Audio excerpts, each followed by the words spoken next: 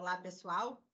Nós viemos aqui com esse vídeo fazer um lembrete aos empregadores e também um alerta sobre um tema muito importante, que é o combate ao assédio, à discriminação e a outras formas de violência no ambiente de trabalho. Sobre esse tema, eu vou compartilhar a minha tela para facilitar aí o nosso entendimento sobre o assunto, para a gente contextualizar um pouquinho e para que eu possa explicar o motivo da minha preocupação, tá bom? Bom, os últimos dados que a Justiça do Trabalho emitiu ao CNJ, porque nós temos essa obrigação, né, de fazer essa estatística, tem nos demonstrado um crescente aumento de número de processos com esses temas: assédio, discriminação, violências no ambiente de trabalho. E o que a gente tem percebido também é que o valor das indenizações tem aumentado muito em relação a poucos anos atrás. E um tema que a gente também não pode deixar de tratar, aqui a gente deu uma entrevista relacionando sobre esse assunto, é que em 2021 o STF derrubou, entre aspas, um item da reforma trabalhista que se relaciona com a possibilidade de os empregados que litigarem sobre o pago da justiça gratuita não pagarem sucumbência. Graziela agora fala em português. O que aconteceu lá com a reforma trabalhista em 2017? A reforma trabalhista disse o seguinte: qualquer pessoa que entrar na Justiça do Trabalho e perder este processo vai ter que pagar a sucumbência, ou seja, custas e honorários advocatícios para a empresa, tá certo? Mesmo se ele for beneficiário da justiça gratuita. Quando chegou lá em 2021, o STF disse o seguinte: não, o beneficiário da justiça gratuita, se perder o processo, não vai pagar nada. Da reforma trabalhista até lá 2021, a gente tinha tido uma queda de aproximadamente 40% do número das ações, por conta desse risco de pagamento de sucumbência. Desde esse julgamento do STF em 2021 até agora, o que nós temos visto é um crescente número de ajuizamento de ações. Porque agora, aquele que é beneficiário da justiça gratuita, que é a maioria dos litigantes da Justiça do Trabalho, eles não... o processo pode ser uma aventura jurídica que ele não vai pagar sucumbência, ele não vai pagar custas, ele não vai pagar os honorários para os advogados da empresa. Então, seja uma ação legítima, procedente, ou seja uma aventura jurídica, ele vai poder entrar com a ação e não vai pagar esses encargos. Claro que se for uma aventura jurídica, ainda mais em temas como que nós vamos tratar hoje, tem alguns mecanismos. A gente pode suscitar aí uma litigância de má-fé, uma reconvenção no processo, mas assim, aquilo que desmotivava, né, uma ação mais mentirosa desde a reforma trabalhista, isso aqui a gente, infelizmente, a gente teve esse julgamento. Então, de lá para cá, as empresas têm que se preocupar muito na sua organização, porque elas muito mais facilmente vão poder enfrentar processos trabalhistas. E nós temos outros motivos que nos preocupam em relação a esse tema de assédio e discriminação.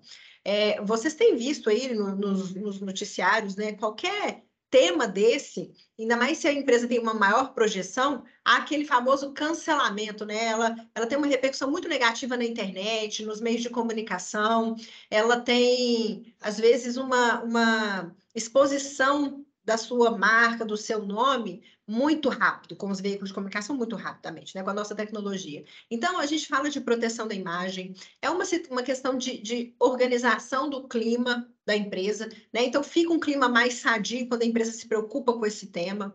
Há para a gente o que é muito importante, que é o preventivo de judicialização desse tema. Há um aumento de produtividade por segurança nas relações de trabalho, né? A gente se preocupa com defesas nos processos trabalhistas, a gente percebe vantagem competitiva da empresa que realmente investe nesse assunto. E, por fim, gente, o que nos dá aí uma prerrogativa de por que o jurídico tem que tratar desse tema?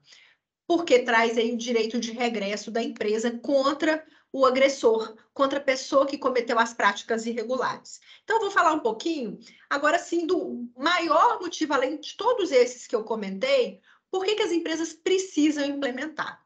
Desde março de 2023 desse ano, está em vigor a lei que institui o programa Emprega Mais Mulheres. Então, se a gente não tinha, até março, nenhuma norma trabalhista que obrigava a empresa a ter um programa de compliance, agora a gente já tem. Esse programa, as empresas que têm CIPA, elas precisam adequar a CIPA, porque agora a CIPA não é só mais de prevenção de acidentes, é prevenção de acidentes e assédio, tá bom? Então, agora a empresa não tem mais a faculdade. Todo empregador que não está observando o artigo 23 da Lei 14.457 na sua CIPA, aqueles que têm CIPA, né, está em desconformidade com a norma. E isso já está sendo cobrado em processos trabalhistas. A conformidade com o artigo 23 da Lei 14.457. O que ela prevê? Ela prevê que a empresa tem que criar um programa de compliance sobre esse assunto. E a empresa, aí, gente, a legislação ela é omissa em quais são as regrinhas que a empresa vai colocar lá dentro do seu programa, tá? Tem muitas empresas terceirizando essa tarefa para a CIPA, propriamente para as atribuições da CIPA, e para aquelas empresas que fazem o auxílio de medicina e segurança do trabalho, né? A gente entende que esse é um mau passo que o empregador pode dar. A gente entende que é o departamento jurídico aquele que deve estruturar o programa de combate à assédio, discriminação e outras formas de violência. Por quê? Porque se uma das principais ferramentas que a gente quer é prevenir litígios, e se vier o litígio, a gente quer é ganhar o litígio, ou seja, a gente quer ter uma boa defesa nessas ações. E em terceiro ponto, se a gente quer exercer o direito de regresso, o que é o direito de regresso? A possibilidade da empresa, se eu tive um empregado, que é o assediador, que é aquele que implementou uma prática discriminatória, que cometeu assédio moral ou sexual, esse que vai provavelmente não, é um colaborador da empresa, né? Ele é um gerente, alguém assim.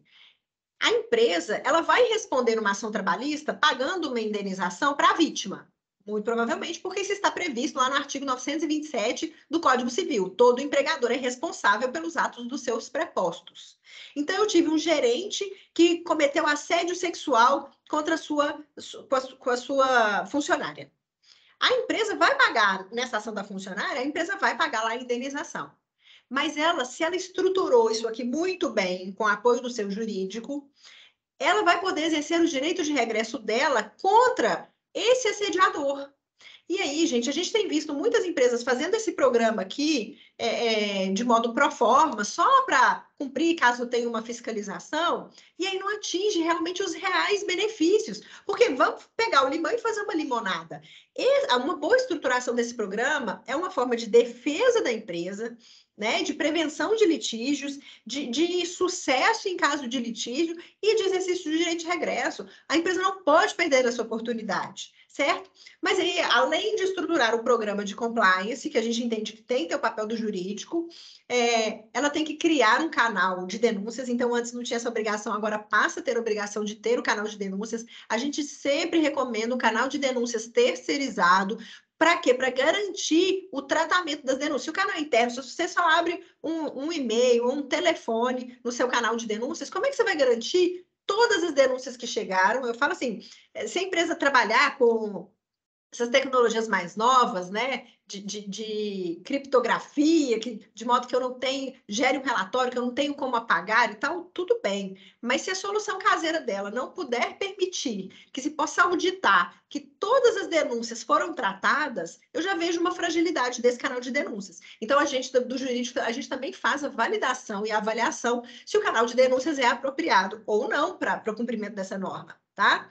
E aí a gente tem também a necessidade de capacitação, de orientação dos colaboradores, e a legislação fala em todos os níveis hierárquicos. Então, a gente tem que capacitar, e a gente faz isso com certificados, né, de todos os colaboradores da empresa sobre esses temas de assédio, discriminação e eliminação de formas de violência no ambiente de trabalho. E aí tem mais um ingrediente nessa história toda. O CNJ, já por algumas recomendações, essa não é a única, tem tratado, junto com o CNJ, é o Conselho Nacional de Justiça. Ele é uma espécie de órgão que vai gerir os magistrados, tá? Inclusive os magistrados trabalhistas. E aí essas recomendações ligadas à questão de assédio e discriminação, eles fizeram uma recomendação, que é o protocolo para julgamento com perspectiva de gênero. Eles estão orientando os magistrados de como julgar ações dessa natureza, tá certo? Em razão disso, se o magistrado, e aqui eu estou falando magistrado de quaisquer instâncias, o juiz de primeiro grau lá da Vara do Trabalho, ou o desembargador lá no Tribunal Regional do Trabalho, ou o próprio ministro do TST, se ele entende que tem uma perspectiva de gênero naquele julgamento, e aí eu vou falar de assédio sexual, por exemplo, ou às vezes discriminação da mulher no ambiente de trabalho, vai ter perspectiva de gênero naquele julgamento. Então, aquela ação ganha uma proporção e uma relevância muito maior.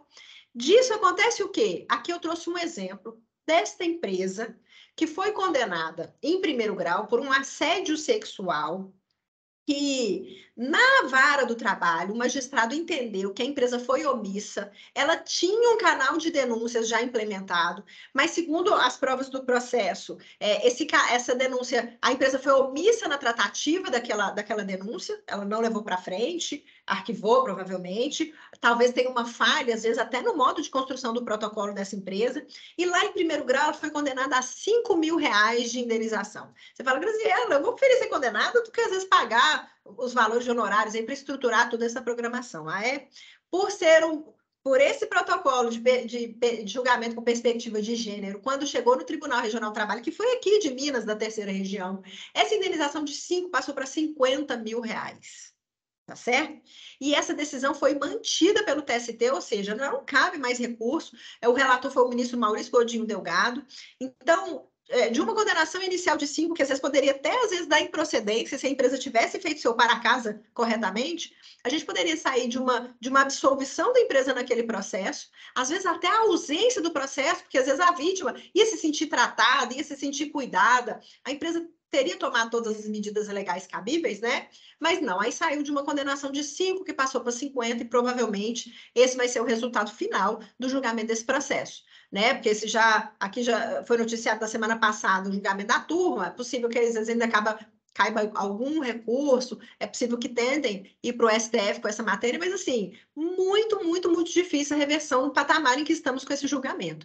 Então, esse assunto é um assunto relevante. Eu renovo aí a orientação para todos os empregadores que têm a obrigação legal de se adequarem ao artigo 23 da Lei 14.457, que o façam com a maior urgência possível. Nós não estamos aqui fazendo esse conteúdo para vender um treinamento. A gente realmente espera que as empresas se adequem para a proteção das empresas e para a proteção do negócio. Tá? Existem processos que nunca deveriam acontecer. Existem práticas dentro da empresa que nunca deveriam acontecer. E às vezes elas acontecem por falta de treinamento dos seus colaboradores.